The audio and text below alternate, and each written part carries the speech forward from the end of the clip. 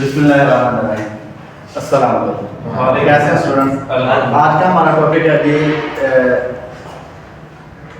Calculate and draw shear force bending moment of simply supported beam. तो beams का जो types है वो हम डिस्कस कर चुके हैं। कैंटिलीवर की जो शियर फोर्स और बेंडिंग मोमेंट है वो पिछले टॉपिक में डिस्कस हो चुकी थी। अब सिंपली सपोर्टेड बीम जो है ये डिस्कस करेंगे हम। तो सिंपली सपोर्टेड की डेफिनेशन है वो कोई बता सकता है तो शेयर कर लें। याद है ये भूल गए तो सिंपली सपोर्टेड बीम एक ऐसा बीम होता है जो जिसकी दोनों साइड फिक्स होती हैं। ये हो गया मुझे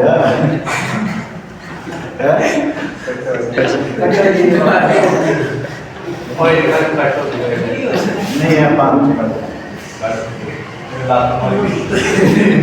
अच्छा खैर, तो सिंपली सपोर्टेड बीम एक ऐसा बीम है जिसमें दोनों साइड जो है वो फिक्स हो, यानी दीवार दोनों तरफ हो। जैसे ये रूम है, इसकी दोनों दीवारों के दरमियान में ये बीम है, तो ये इस साइड से भी फिक्स है और इस साइड से भी फिक्स है, तो ये बीम सिंपली सपोर्टेड बीम होगा। अगर इसको ड्रा करें तो ये कुछ इस तरह से होगा।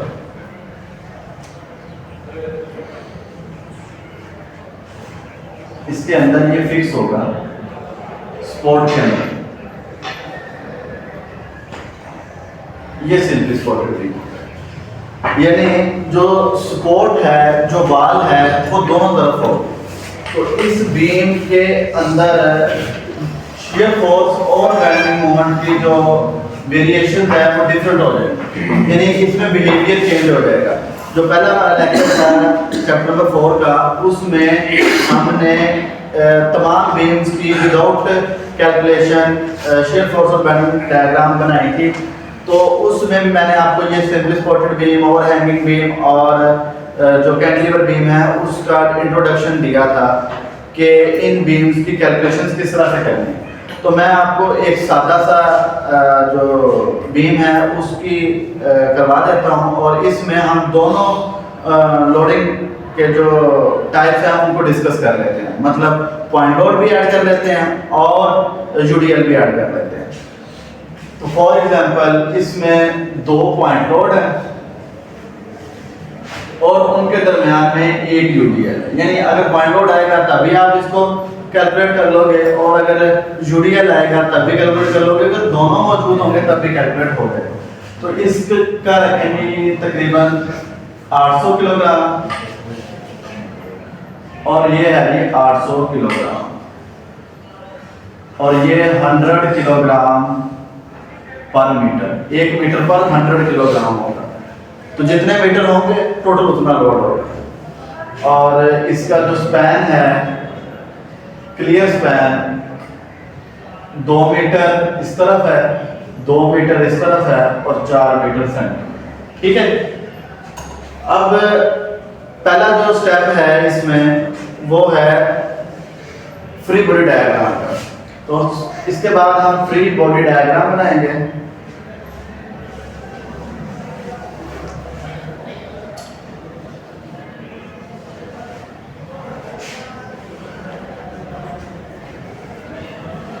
स्टेप 1 फ्री बॉडी डायग्राम कैसे बनेंगे?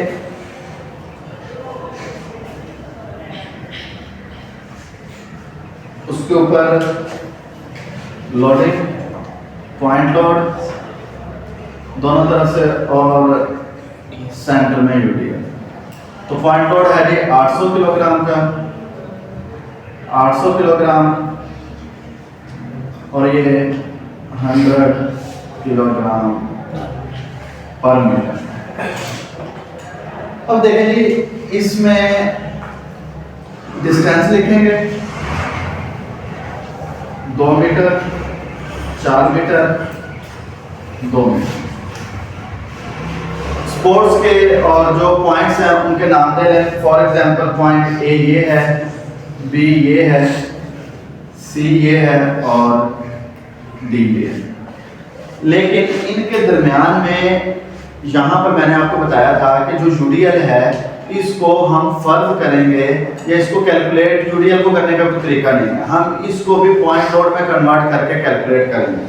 तो उसके लिए ये इसके सेंटर में अमल करता हुआ मालूम होगा, या हम फर्क करेंगे ये इसके सेंटर में अप्लाई हो रहा है। जो इसकी लेंथ है उसके l/2 से इस तरफ और l/2 से इस तरफ। ये बात मैंने आपको कैंटिलीवर बीम में भी बताई थी। तो 400 मीटर है, 4 मीटर सॉरी, तो 100 किलोग्राम है, तो 100 ज़रब 4 = 400 किलोग्राम। यहाँ से बात समझ गए? 800 किलोग्राम। अब दूसरा पॉइंट लोड है वो कितना है? 400 किलोग्राम। और तीसरा पॉइंट जो है वो कितना है? 800 किलोग्राम। तो इनके दरमियान में ए बी, अब सी कौन सा होगा जी? ये वाला पॉइंट सी होगा, ये पॉइंट डी होगा और ये पॉइंट ई होगा। अच्छा, कैंटिलीवर बीम में हमने काम किया था कि स्टेप 1 था हमारा फ्रीबॉडी डायग्राम और स्टेप 2 था हमारा शियर फोर्स को कैलकुलेट करना।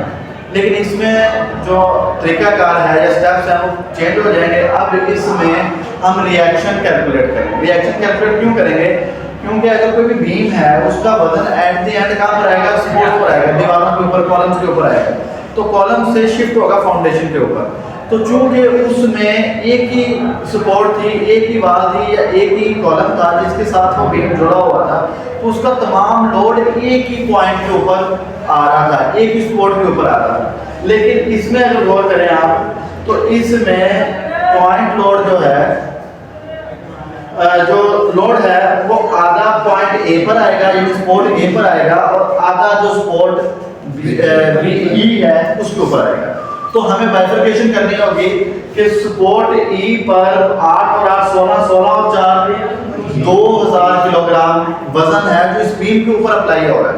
तो इस 2000 किलोग्राम लोड में से इसके ऊपर कितना आएगा? 2, और इसके ऊपर कितना आएगा? अंडरस्टैंड करके बात को?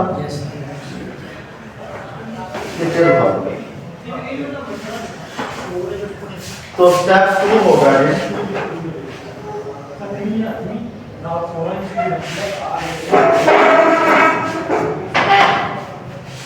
Calculate reaction. तो इसमें मैंने आपको बताया था कि एक फोर्स जो है वो ले लेनी है आपने अपवर्ड और दूसरी हमेशा होगी डाउनवर्ड। यानी वर्टिकल फोर्सेस में जो वर्टिकल फोर्सेस है उनमें एक अपवर्ड होगी और एक डाउनवर्ड होगी। जो अपवर्ड है उसको आप पॉजिटिव रखें, जो डाउनवर्ड है उसको आप नेगेटिव रखें। तो ये वाली फोर्स बेसिकली आर ए है और ये वाली फोर्स जो है ये आर ई है। अंडरस्टैंड करेंगे? अब आर ए जमा ऊपर की तरफ है ना, जमा आर ए और उसके बाद अगली -800 आ रही है नीचे की तरफ है ना, तो -800, फिर ये 400 किलोग्राम भी माइनस में आया तो ये 400 माइनस और -800, ये फिर ऊपर की तरफ है तो जमा आर ई, ये इज इक्वल टू 0। किसी भी बीम के ऊपर लगने वाली जो 3 फोर्सेस हैं उनको देखें की तरह, 3 फोर्सेस लगने वाली जो है वो 0 के बराबर होनी चाहिए। Summation horizontal forces is equal to 0। और ये कौन सी फोर्सेस होंगी? ये फोर्सेस होंगी बीम की बाहर की तरफ से विंड प्रेशर अप्लाई होने वाला और सीजनिंग प्रेशर और एटमॉस्फेरिक प्रेशर जो अप्लाई हो रहा है बीम के बाहर की तरफ से, इस तरह से जो बीम को इस तरह कर सकता है मूव। तो ये जो पाकिस्तान में हम कर रहे हैं कैलकुलेट, तो पाकिस्तान में एटमॉस्फेरिक प्रेशर, विंड प्रेशर और जो इस तरह के सीजनिंग प्रेशर हैं वो ना होने के बराबर होते हैं। और जो बीम का इस तरह मोमेंटम है या मोमेंट है वो ज़्यादा बनता है। तो चैप्टर नंबर 2 में हम ये डिस्कस कर चुके हैं कि अगर मोमेंट जितना ज़्यादा होगा जो स्ट्रक्चर है उस साइड को उतना ही ज़्यादा सेफ होगा। तो इस साइड को हम ऑटोमेटिकली आपके लेवल के ऊपर इसको हॉरिजॉन्टल फोर्सेस को 0 से सबर करेंगे। एमफिल या बीएससी में हॉरिजॉन्टल फोर्सेस भी कैलकुलेट की जाएंगी, लेकिन इस स्टेप पर हॉरिजॉन्टल फोर्सेस जो है वो कैलकुलेट नहीं होंगी, तो ये जीरो ही है। और summation vertical forces equal to zero, तो तमाम वर्टिकल फोर्सेस जो है वो जीरो होनी चाहिए और तमाम मूवमेंट की फोर्सेस भी जीरो होनी चाहिए। तो ये तमाम वर्टिकल फोर्सेस हैं वो किसके बराबर होने चाहिए? जीरो के बराबर। लेकिन अब इन एक्चुअल जो ये जीरो के बराबर तो नहीं है, तो हम जो पॉजिटिव है उनको एक तरफ कर लेंगे, जो नेगेटिव है उनको दूसरी तरफ कर लेंगे। तो R A plus R E, अब ये माइनस जीरो से उस तरफ जाएगा तो ये प्लस हो जाएगा 800 जमा 400 जमा 800, तो ये किसके बराबर हो जाएगा? 2000 किलोग्राम। 2000 है। कैलकुलेटर वगैरह लेके आए हैं सारे? कैलकुलेटर निकाल लें अपने अपने, क्योंकि कैलकुलेशन आपने करनी है। अच्छा, अब आपके पास एक पॉइंट, दो पॉइंट है, उनमें से एक पॉइंट को आपने क्या कर लेना है? फिक्स कर लेना है। फॉर एग्जांपल आप किसको फिक्स कर लें और बाकी तमाम पॉइंट जो है अब इस तक आना है, तो ये जो है इसका परपेंडिकुलर डिस्टेंस इससे जीरो है, तो ये बीम को इस तरफ को घुमाएगा, ये वाला बीम को इस तरफ को घुमाएगा और ये भी इसी तरफ को घुमाएगा और ये वाला जो है ये भी इस तरफ को घुमाएगा, लेकिन ये बीम को इस डायरेक्शन में घुमाएगा। अंडरस्टैंड कर रहे हैं? Yes sir. अच्छा, अब मैंने आपको दूसरी बात ये भी बताई थी कि जो क्लॉकवाइज हैं मोमेंट उनको आप पॉजिटिव ले लें और जो एंटी क्लॉकवाइज हैं उनको नेगेटिव ले लें। यानी जो घड़ी की सिमत में मोमेंट आपको हरकत करता हुआ मालूम होगा उसको आप रख लें पॉजिटिव, और जो घड़ी के चलने के मुखालिफ सिमत में होगा उसको नेगेटिव रख लें। तो घड़ी इसी तरह चलती है ना, 12 1 2 3 4, तो ये पॉजिटिव है, और घड़ी उल्टा तो नहीं चलती, तो ये नेगेटिव है। आप दोनों में से किसी को भी रख सकते हो, लेकिन समझने के लिए आप इसी को फॉलो करें। अब आर ए क्या है जी? जीरो,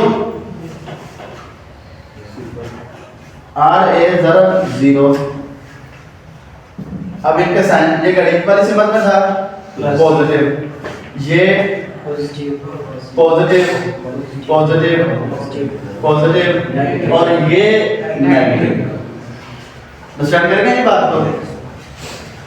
अच्छा जी, अब आर ए पॉजिटिव में है जीरो और जमा 800 और ये डिस्टेंस कितना होगा इसका परपेंडिकुलर? ज़रा 2, ठीक है, जमा ये, अब देखें जी, अब ये 400 है, 400 ज़रब ये वाला डिस्टेंस होगा 4/2 जमा ये वाला 2 जमा। अब फोर्स ये है और डिस्टेंस ये है, इसमें ये बात आपने याद रखनी है कि ये फोर्स है और ये डिस्टेंस है, ये फोर्स है और ये डिस्टेंस है। अंडरस्टैंड? ये बात लाजमी आपने ब्रेन मशीन कर लेनी है। मोमेंट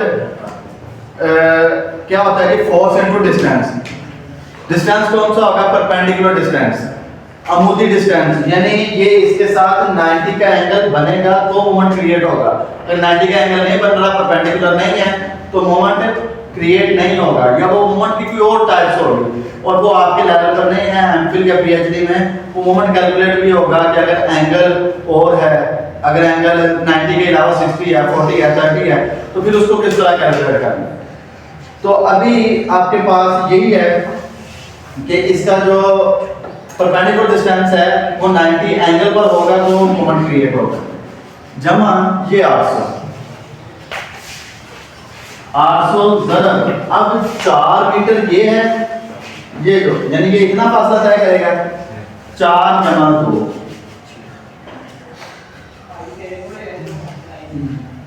अब ये माइनस में आ जाएगा, माइनस आर ई इसको कितना मूव करेगा 2 जमा 4 जमा 2 2 जमा 4 जमा 2 इज इक्वल टू 0।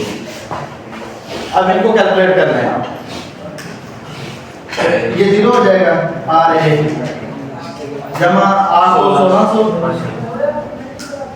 ये देखो जमा 800 जमा 400, ये 2 ये 4 होगा ना 1600 ये होगा 1600 जमा 6 ये हो जाएगा और 800 ये कितना होता है 4800 माइनस आर ई ज़रब 2 4 6 और 8 इज इक्वल टू 0। अब इनको 0, अब इनको जमा कर दे 1600 1600 3200 जमा 4800 कितना कितना हुआ है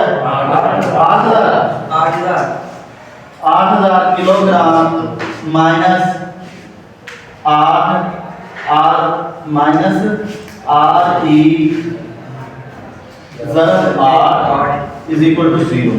अब देखें जी ये 800 है पॉजिटिव भी और ये माइनस आर ई माइनस में है 8, इसको उधर ले लेंगे तो ये हो जाएगा 8000 ज़रब sorry is equal to R E ज़रब 8। ठीक है, ये पॉजिटिव हो गया बेटा, तो 8 से इस तरफ भी तकसीम कर दें 8 से इस तरफ भी तकसीम कर दें तो ये 1000 रह जाएगा और ये आर ही रह जाएगा। अब आपके पास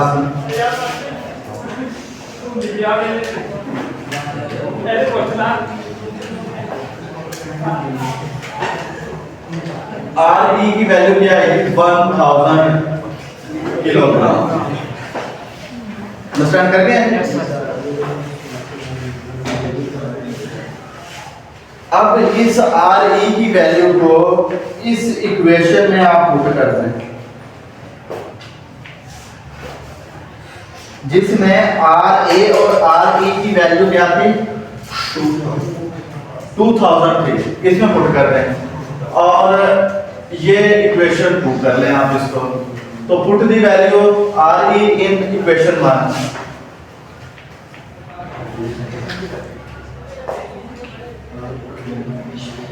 आर ए इन इक्वेशन 1 क्या है देखें जरा R A plus R E is equal to 1000 kilogram. 1000 है Yes sir 1000 go 2000 है go 1000 इक्वेशन 1 में पुट करना है, इक्वेशन 1 2000 है equation 1 2000 तो आर ई की वैल्यू कितनी है 1000 R A plus 1000 is equal to 2000 kilogram. तो आर ए इधर आ जाएगा 1000 इधर जाके माइनस हो जाएगा R A is equal to 2000 minus 1000 kilogram is equal to 1000 R A is equal to 1000 kilogram. Understand कर गए? अब आपके पास रिएक्शंस आ चुके हैं यानी किस सपोर्ट पर कितना है। आर ई की वैल्यू 1000 आर ए की वैल्यू 1000 किलोग्राम। अंडरस्टैंड कर गए? अब आपने क्या काम करना है, अब आपका स्टेप 3 होगा कैलकुलेट शियर फोर्स। अब आपके पास इसमें ये भी हुआ है, पहले आपके पास सिर्फ डाउनवर्ड फोर्सेस थी, अपवर्ड फोर्सेस नहीं थी।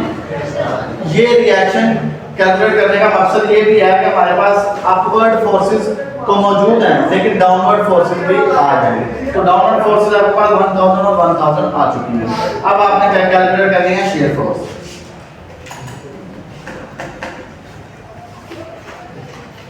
Step 3 calculate shear force।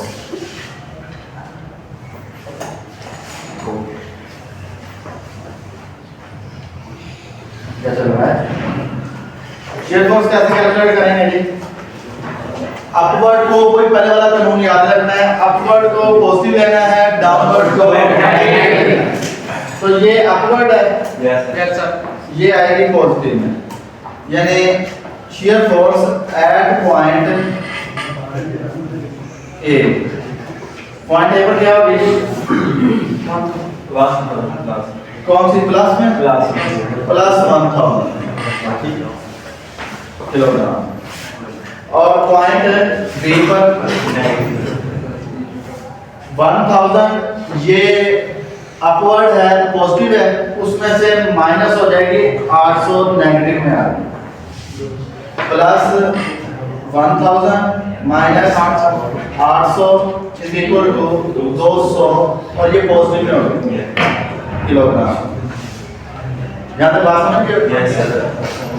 अब पॉइंट सी के ऊपर प्लस 200 माइनस, ये भी डाउनवर्ड है, माइनस 400 इज इक्वल टू, आप ये निकालोगे तो माइनस 200 आ गया। ठीक है? Yes. अब डी पर कैलकुलेट करेंगे। डी पर minus 200 minus 800 is equal to minus 1000 kilogram. अब ई पर कैलकुलेट करेंगे, माइनस 1000, ये डाउनवर्ड है, और upward plus 1000 is equal to 0। अब अगर shear force आपके पास एंड पर कैलकुलेशन करके सिंपली स्पॉटेड बीम में आखिरी पॉइंट पर 0 आ जाए, तो इसका मतलब है आपकी ये कैलकुलेशंस ठीक है। अगर स्टार्टिंग पॉइंट से एंडिंग पॉइंट पर ये 0 नहीं आते, कोई वेरिएशंस आ जाती हैं, तो फिर आपकी ये कैलकुलेशंस कैलकुलेशन एरर हो, तो फिर आप ये कैलकुलेशन दोबारा से रिपीट करेंगे। लोडिंग का भी फर्क हो सकता है, तो डायग्राम के हिसाब से, कैलकुलेशन के हिसाब से आपने चेक कर लेना, ये चेक भी आपका हो जाएगा कि shear force ठीक है, कैलकुलेट हो गई है या नहीं हुई। यहाँ तक समझ आ गई? किसी ने कोई सवाल करना हो तो कर लें। No sir. कोई सवाल? No sir. बंद कर।